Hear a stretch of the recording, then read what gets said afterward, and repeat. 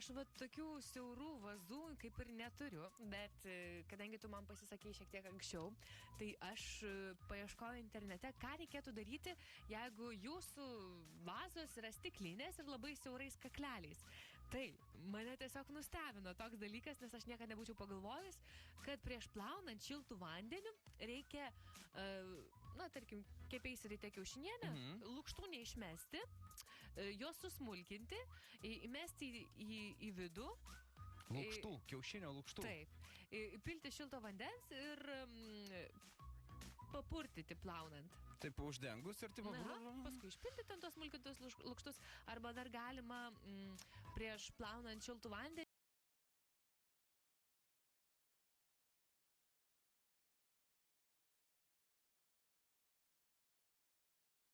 Pakalbėkim, draugai.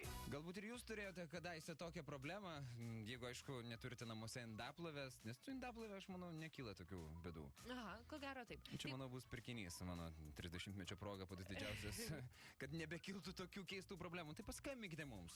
85-2-305-306, kaip jūs plaunate vazas siauru kakleliu? Kaip reikėtų padaryti, kad jos žvilgėtų, blizgėtų ir, kai naujos. Alio, Radio centras. Sveiki. Labas, ko vardu? Ieva. Ieva, iš kur paskambinat? Iš Rokiškio.